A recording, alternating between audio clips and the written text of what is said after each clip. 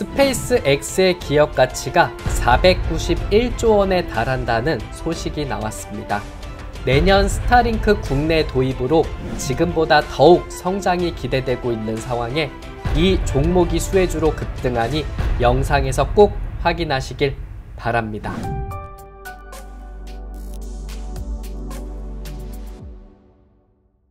네, 반갑습니다. 오늘 영상은 스페이스 X의 기업 가치가 491조 원에 달한다라는 소식이 나왔습니다. 내년에 스타링크가 국내 도입한다라는 소식으로 인해서 지금보다 더욱 성장이 기대되고 있는 상황에 제가 오늘 알려드릴 종목이 수혜주로서 급등할 가능성이 높다라고 생각을 하고 있으니까 오늘 영상 끝까지 함께 해주시고요. 어떤 종목인지 꼭 알고 가셨으면 좋겠습니다. 여러분들이 큰 사랑 주시고 계시는 주식 라이브 채널을 운영하고 있고요. 현재 구독자 1만 명 향해 달려가고 있는 상황입니다. 제가 여러분들이 도움될 만한 콘텐츠 열심히 만들고 있다 보니까 그냥 봐주시지 마시고요. 꼭 구독은 해주시고 영상 봐주셨으면 좋겠습니다. 구독과 좋아요, 응원의 댓글 한 번씩만 부탁드리도록 하겠습니다. 일론 머스크의 스페이스 X의 기업 가치가 491조 원이 달한다라는 소식이 나왔습니다. 스페이스 X가 기업 가치를 약 3,500억 달러라고 보고 있고요. 우리나라 돈으로 약 491조 원으로 평가받고 있는 상황에 내부자 주식 매각을 논의하고 있다라는 소식이 나오면서 기업 가치에 대한 내용들이 부각을 받은 모습들을 보여주고 있습니다. 앞서 스페이스 X가 연초 같은 방식의 주식 매각을 통해 기업 가치를 약 2,100억 달러 정도, 그러니까 우리나라 돈으로는 295조 원으로 평가받았었는데 지금은 이것보다 상당한 높은 기업 가치를 평가받고 있는 내용이라고 보시면 되겠습니다. 만일 스페이스 X의 기업 가치가 3,500억 달러로 평가를 받게 된다면 이는 전 세계 상장 기업 중 넷플릭스 그리고 존슨앤존슨, 뱅크 오브 아메리카 등이 한 28위권에 해당되는 이런 내용이라고 보시면 되겠는데 미국 시가총액 분위기 한번 살펴보면서 이야기해 드리도록 하겠습니다. 스페이스X가 3,500억 달러를 이야기했었던 내용이다 보니까 지금 뱅크 오브 아메리카가 3,600억 달러 되는 모습들을 보여주고 있고요. 그리고 에브비라는 회사가 3,200억 달러 기록을 하고 있는 상황이라서 기업 가치 3,500억 원 정도를 보게 된다면 32위에 해당되는 시가총액을 기록을 하는 회사라고 보시면 되겠습니다. 여기에 테슬라의 주가를 한번 보도록 하겠습니다. 간밤에 3.46% 또 한 번의 상승을 해주면서 마감을 했고요. 357.09달러에서 거래가 되고 있다라고 보시면 되겠습니다. 테슬라는 꾸준하게 상승 흐름을 나타내고 있고요. 어느 정도 눌려주는 듯한 흐름이 나오면서도 다시 반등해주는 모습을 보여주고 있고 357.09달러에서 마감을 하고 있고 고점 보면은 361.93달러 기록을 하고 있는데 이 수치도 넘어설 수 있는 기대감 갖고 있지 않을까 생각을 하고 있습니다. 월가에서는 400달러 이상은 갈 수 있다라는 이야기가 좀 나타나고 있는 상황들이 나오다 보니까 지금보다도 테슬라가 더욱더 상승할 수 있을지 봐야 될 것 같다라고 보고 있고요. 테슬라가 지금 발전할 수 있는 요인으로 보게 된다면 자율주행이라든 그리고 로봇, 스페이스X 많은 분야의 산업에서 성장세를 보일 가능성이 있다라는 견해들이 있습니다. 이런 상황에서 테슬라가 지금보다 눌려주고 더 크게 상승할 가능성이 있을지 테슬라의 분위기 살펴봐야 될 것 같다라고 보고 있습니다. 스페이스X 스타쉽 프로젝트에 관한 내용들을 이야기해 드리도록 하겠습니다. 스타쉽은 스페이스X가 개발 중인 화성 탐사용 차세대 우주 발사체를 이야기하는 걸로 보고 있고요. 스타쉽은 여기 보이시는 게 스타쉽이라고 보시면 되겠습니다. 높이는 71m의 1단 로켓 슈퍼 헤비와 2단 로켓이자 우주선인 높이 50m의 스타쉽으로 구성되어 있다라고 보시면 되겠습니다. 전체 로켓의 높이는 120m, 여기 120m 정도 된다라고 보고 있고요. 일단 슈퍼 헤비의 높이만 아파트 23층 높이와 맞먹는 모습들을 보여줘가지고 스타쉽이 우리보다 생각보다도 훨씬 더 거대하다라고 보시면 되겠습니다. 여기에 2024년 10월 13일의 사건을 이야기해 드려야 될 것 같습니다. 스페이스X의 스타쉽 로켓 5차 시험 비행 만에 발사 이후 성공적으로 발사탑으로 돌아온 사건이 있었습니다. 이 이야기를 좀 해드리도록 하겠습니다. 스페이스X의 미국 텍사스주 남부 보카치카 해변의 우주 발사 시설 스타베이스에서 스타쉽을 발사를 했고요.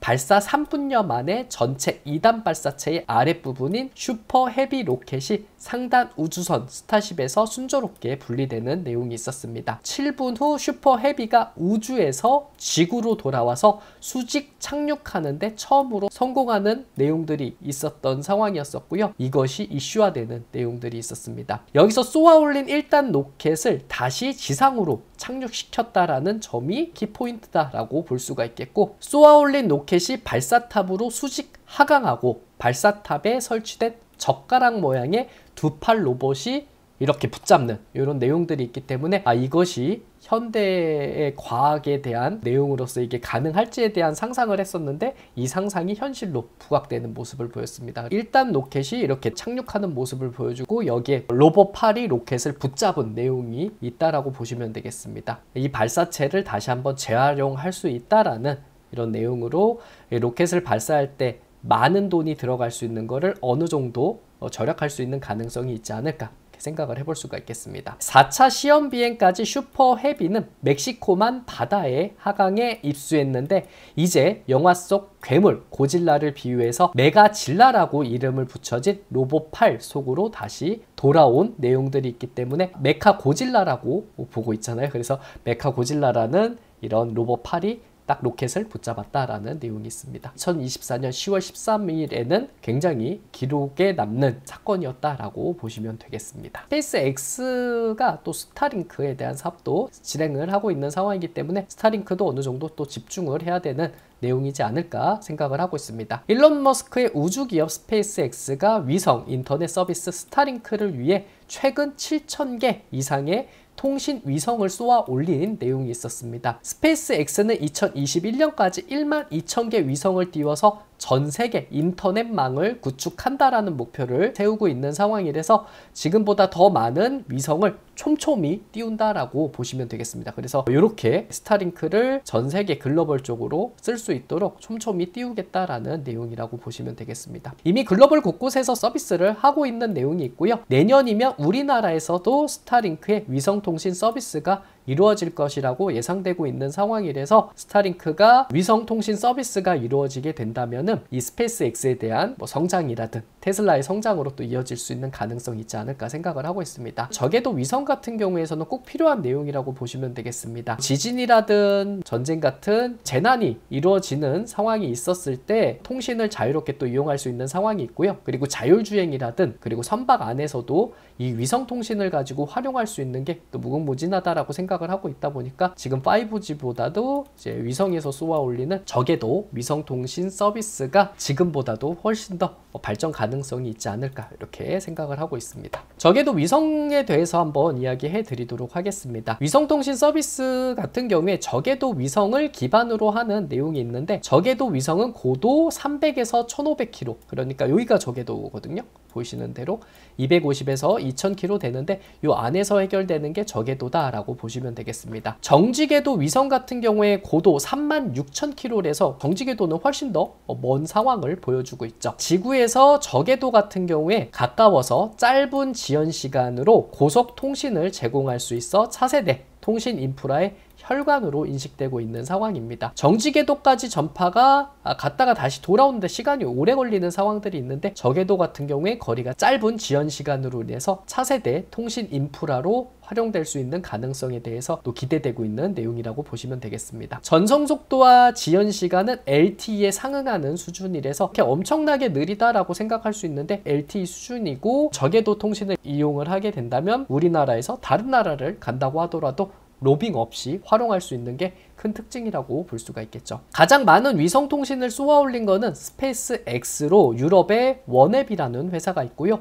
아마존도 막대한 자본을 앞세워 주도권을 경쟁하고 있는 상황이기 때문에 이 저궤도 위성 통신 안에서는 이 스페이스X가 가장 선두권으로 형성되고 있다라고 보시면 되겠습니다. 이렇게 저궤도 위성이라든 우주항공 분야에서 스페이스X가 지금보다도 훨씬 더 성장할 수 있는 기대감이 나타나고 있는 상황에 요즘에 우주항공 관련주라든 스페이스 X 관련한 종목군들이 부각받으면서 급등하는 모습들을 보여주고 있습니다. 스페이스 X에 대한 성장으로 인해서 지금 알려드릴 종목도 성장성이 기대되고 있는 종목이라고 보시면 되겠습니다. 나노팀이라는 종목이라고 보시면 되겠습니다. 열관리 소재를 개발하고 제조하고 판매하는 주요 사업들을 영위하고 있는 회사라고 보시면 되고요. 지난 27일 스페이스 X의 갭 필러라는 X상형 방열 소재를 유상 샘플로 발송했었던 이력이 부각되는 모습을 보였습니다. 올해 초에도 스페이스 X의 1차 샘플을 보낸 내용이 있기 때문에 나노팀하고 스페이스 X 간에 서로 긴밀한 소통을 하고 있고요. 여기에 나노팀이 스페이스 X에 대한 기대감으로 지금보다 더욱 성장할 가능성도 있지 않을까 생각을 하고 있습니다. 지난달에는 미국 도심항공 모빌리티 업체인 조비 담당자하고 실무 미팅을 가졌었던 내용이 있기 때문에 스페이스 X 그리고 조비 같은 회사는 UAM 관련한 내용으로서 또 부각받을 수 있는 가능성이 있기 때문에 이 조비하고에 대한 기대감도 좀 가질 수 있는 가능성이 있지 않을까 생각을 하고 있습니다. 샘플 공급을 기점으로 나노팀은 우주항공 분야에 진출을 활발히 모색하겠다라는